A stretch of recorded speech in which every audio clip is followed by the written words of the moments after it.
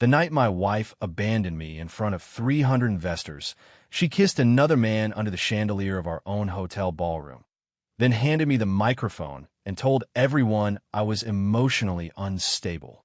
What nobody in that room understood was that I had already seen the transfer records, the hidden accounts, the fake investments, and the private messages she thought I would never find. So while she stood there smiling beside the man she claimed was just an old friend, I smiled too, because by the end of that week, she was going to lose far more than her reputation. She just didn't know it yet. My name is Adrian Vale, and people often mistake silence for weakness. That misunderstanding ruined a lot of lives. The ballroom smelled like expensive perfume, champagne, and lies. Crystal chandeliers reflected gold light across the marble floor, while cameras flashed from every corner of the room. Investors laughed too loudly. Politicians shook hands with influencers. A violin quartet played near the stage while servers carried trays of black caviar and champagne worth more than most people's monthly rent. The Lancaster Grand Hotel had hosted hundreds of elite events before, but tonight's gala belonged to my wife, Selene, CEO of Laurent Beauty Group, the woman business magazines called the Ice Queen of luxury retail, and the woman who no longer looked at me like a husband, only an obligation. I stood near the balcony doors, adjusting the cuff of my black suit while guests approached Selene one after another. She wore silver silk wrapped tightly around her body, diamonds resting against her throat like frozen stars. She looked untouchable. She always did. Mr. Vale. A server handed me a glass. I nodded politely. Across the ballroom, Selene laughed softly at something Julian Mercer whispered into her ear. There he was, the man who somehow existed in every important moment of our marriage. Julian with his effortless smile. Julian with his tragic past. Julian with his carefully rehearsed vulnerability that made people want to rescue him. Especially Selene. 5 years ago, she told me he was simply her former fiancé. Then he became her business consultant. Then her closest friend. Now he practically lived inside our lives. The guests adored him because he knew exactly how to perform weakness without losing charm. What they didn't know was that men like Julian were rarely weak. They were hungry, and hunger could wear beautiful manners. You should smile more tonight, my younger brother Lucas muttered beside me. Your wife looks happier standing with Julian than she does standing with you. I sipped my champagne calmly. Observation isn't always wisdom. Lucas smirked. That sounds like something rich people say before divorce papers. I ignored him, because Lucas didn't know what I knew. 3 weeks earlier, one of my financial analysts accidentally forwarded me a flagged transaction report connected to Laurent Beauty Group. At first it looked minor. Small overseas transfers. Luxury property acquisitions through shell companies. Unusual movement through Julian's private consulting accounts. But the deeper I looked, the uglier it became. Money was disappearing. Medial, not stolen recklessly. Stolen intelligently. Someone inside Selene's inner circle had been draining her empire quietly for almost 2 years. And Julian's fingerprints were everywhere. The problem was Selene trusted him more than she trusted reality. Adrian. Her voice slid across the room before her perfume reached me. Selene stepped closer, Julian beside her with one hand casually resting inside his pocket. She smiled beautifully for the audience around us, but her eyes were cold. The investors want a speech, she said softly. Please don't make this awkward tonight. Interesting. Not hello. Not how are you. Just a warning. Julian gave me a sympathetic smile. She's under pressure tonight. Try not to take it personally. I finally looked directly at him.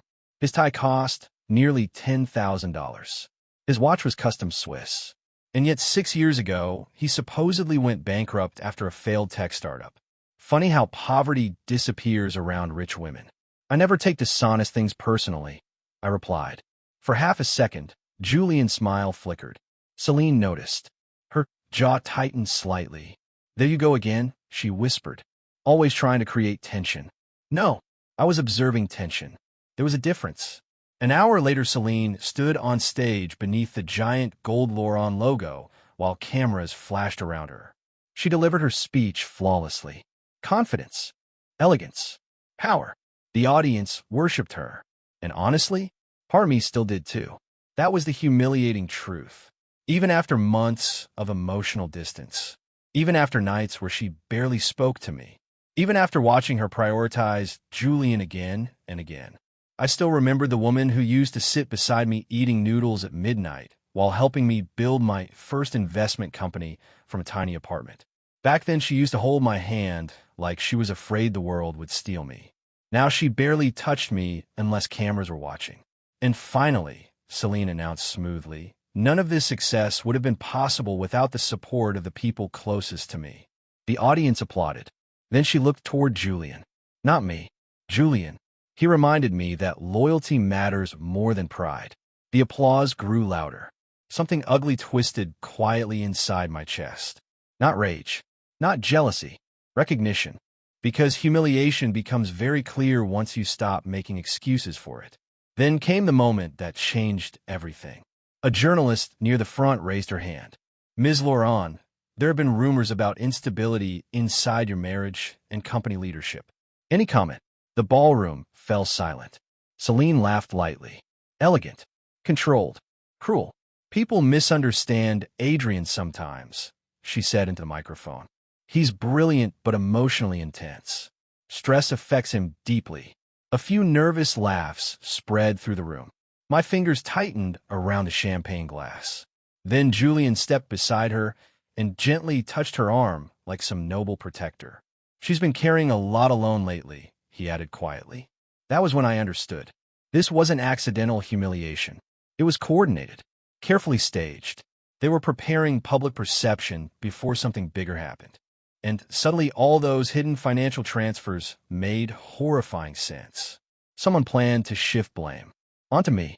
The realization settled over me with terrifying calm. Selene looked toward me from the stage. Adrian, she said sweetly, why don't you come say a few words?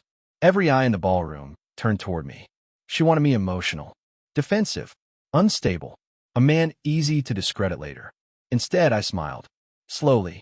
Then I walked toward the stage while Julian watched carefully. The microphone felt cold in my hand. I looked across the ballroom full of billionaires, journalists, executives, and politicians. Then I looked at my wife. You're right, I said softly. Loyalty does matter. The room quieted further. I've spent most of my life believing trust should be given generously to people you love. Selene's smile remained perfectly still. But recently, I continued calmly. I learned something valuable. Julian shifted slightly. When someone keeps insisting they're innocent before anyone accuses them, it usually means they're hiding something. Complete silence. A few people exchanged confused glances. Selene's eyes sharpened. I handed the microphone back gently. Enjoy the rest of your evening. Then I stepped off stage. No jilling. No accusations. No drama. That unsettled them more. Because control men are dangerous, especially when they stop pretending not to notice betrayal. I left the ballroom alone. Rain covered the city outside in silver reflections while black luxury cars lined the entrance. Behind me, I heard heels clicking rapidly. Adrian. Selene grabbed my arm near the valet station. What exactly was that supposed to mean? I looked down at her hand. She slowly let go. Interesting. Even now, she hated appearing desperate in public. You embarrassed me, she hissed. I almost laughed. You abandoned me months ago, Selene. Tonight was simply the first time you noticed I stopped following behind you. Her expression hardened instantly. There it is. The victim act. No, I said quietly. Observation. You've been paranoid for weeks. Julian said. Julian says many things. She folded her arms. You're jealous of him. No. I'm cautious of him. There's a difference intelligent people usually recognize. Her eyes narrowed. You know what your problem is? You think silence makes you smarter than everyone else. And your problem, I replied softly, is that you mistake attention for loyalty. That hit harder than I expected. I saw it immediately in her face. For one dangerous second, emotion cracked through her perfect control. Then headlights swept across the street. A black Aston Martin stopped beside us. Julian stepped out, holding an umbrella. Of course he did. Always perfectly timed. Everything all right? He asked gently. Selene looked at him before answering. Not me. Him. That was answer enough. I adjusted my coat calmly. You should go, I said. Your real partner is waiting. Her face went pale. Julian's expression darkened. But before either of them could speak, my phone buzzed. A message from my private investigator. I opened it. Attached were photographs. Julian entering a private bank in Zurich. Julian meeting with a known corporate fraud attorney. And one final image that made my pulse slow dangerously. Selene's signature. On offshore account authorizations she claimed never existed. I looked up slowly at the two people standing beneath the rain. And for the first time in months, I stopped feeling hurt. Because pain only survives while love is alive. What replaced it was colder. Calculation. And neither of them realized yet that I had already started building the trap. The first thing I did after discovering the offshore accounts was buy my wife flowers. White orchids. Selene's favorite. Not because I forgave her. Not because I still trusted her. But because people reveal their true nature fastest when they believe they're winning. And I needed her comfortable. 3 days after the gala, our penthouse looked exactly the way it always had. Perfect. Cold. Expensive enough to impress strangers. Emotionally empty enough to suffocate anyone living inside it.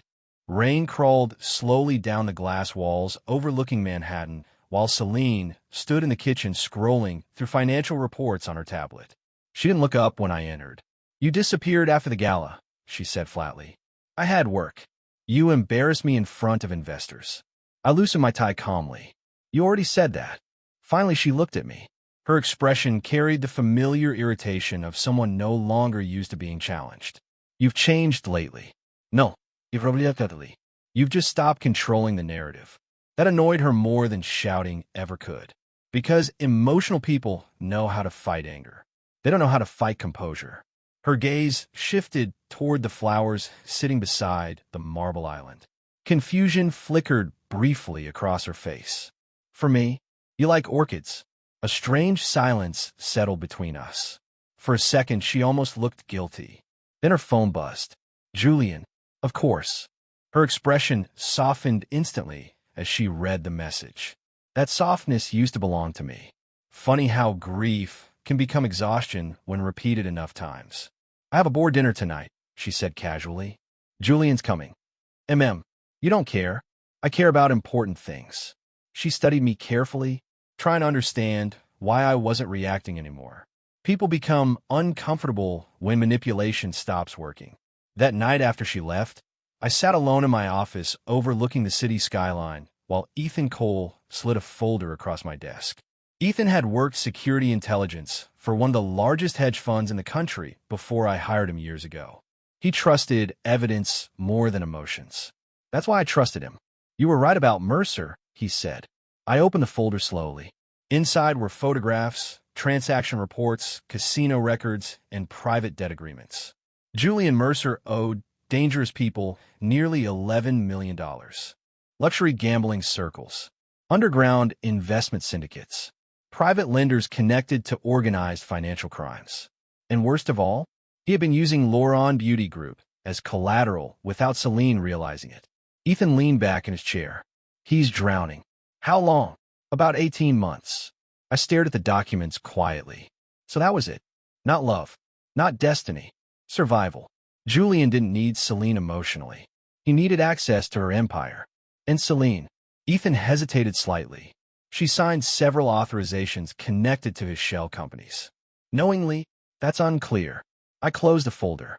No anger. No sok. Just clarity. Because powerful women sometimes confuse being desired with being valued. And manipulators know exactly how to weaponize that confusion. What's your move? Ethan asked. I looked toward the city lights. Nothing dramatic. He smirked slightly, which usually means something terrifying. Julian believes emotion controls people, I said softly. So we remove emotion from the board. The next morning, Selene woke to headlines. Lauron Beauty stocks drop after investor concerns. Rumors of internal leadership instability. Corporate consultant Julian Mercer under quiet financial review. Nothing explosive. Nothing direct. Just pressure. Tiny fractures spreading beneath polished glass. Exactly the kind of stories investors notice. Selene stormed into my office at noon without knocking.